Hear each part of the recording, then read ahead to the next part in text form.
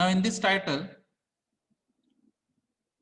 we have to discuss about the properties of solutions that influence the evaporation operations. So we have discussed about the performance parameters of the evaporation, that is nothing but the capacity and economy.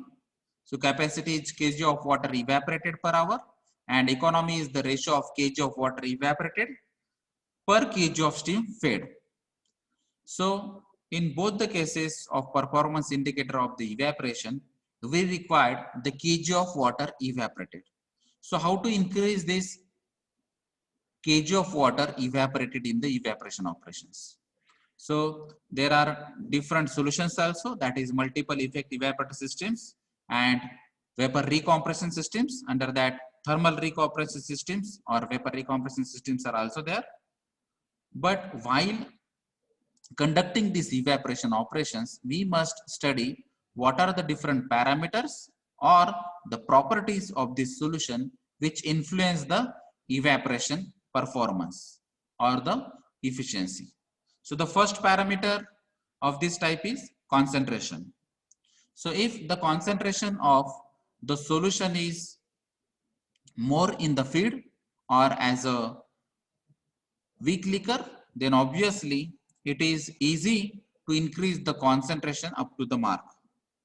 So if as a weak liquor, as a feed, if the concentration is more, then obviously we will get the more concentration or the final product within less time. Then the second parameter is foaming. So if the material is having a tendency to foam, then it is difficult to increase the concentration with greater efficiency, because these foamy liquids are creating a foam and the layers of that foam which acts as a resistance to heat, as well as there is a phenomena that is called as entrainment in the evaporation process. So what exactly the entrainment is? The carryover of a portion of the liquid by rising vapor is called as entrainment. So if the sum of the liquid droplets is carried out by the gases or vapor due to this foamy type of liquids, then there is a loss of solution. So we don't require or we don't prefer these foam type liquids. Then the third parameter is or the property is scale. So some solutions are forming the scale in the evaporator, and scale is nothing but a layer which can act as a resistance to heat transfer again. That is also called as fouling. So if the fouling is occur, if the scaling is occur due to the impurities present in the solution, then the rate of heat transfer is going to reduce, and that is why we don't prefer the solutions which can form the scales in the evaporation. Then the fourth property is temperature sensitivity.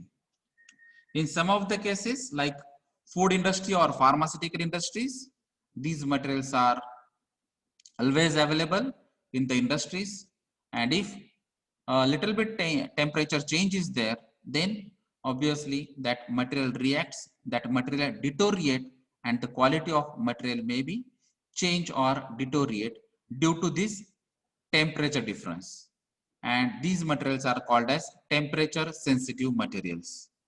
So if you are using this temperature sensitive materials in the evaporation process, then you have to take utmost care to control the temperatures in the evaporation process. Otherwise, if the temperature controlling systems is not so accurate, then we have to avoid this temperature sensitive materials. Then the fifth property or the parameter is corrosiveness. So there are many chemicals which are used in the evaporation process and having the property corrosive. So this corrosiveness means they can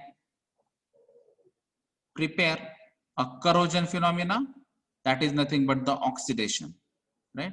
So if we want to use these corrosive chemicals in that evaporation, then your material of construction should be stainless steel or the mild steel with anti-corrosive coating, etc. So we have to take care about these corrosive chemicals while handling these corrosive chemicals in the evaporation process. Then there are different other properties like the specific heat, freezing point, toxicity, etc. So obviously from these other properties we can understand that we have to avoid the toxic chemicals handling in the evaporation. We have to avoid the chemicals which are having a less temperature as a freezing point or very high temperature as a boiling point, because we have to operate this evaporation or the evaporators at a optimum level to avoid the excessive fuel consumption or excessive steam supply, and indirectly we have to avoid the direct cost addition in the operation. So there are different parameters like operating cost, capacity, hold up, residence time, concentration, viscosity, heat sensitive, scale formation, etc. So there are various parameters for selection of these evaporators are available. So before selection of the final evaporator or the type of evaporator, we have to think of all these properties which we discuss in this session, and then only whatever the suitable liquid, whatever the suitable operation, whatever the suitable material of construction, that should be adopted by the industrial person. Okay, thank you.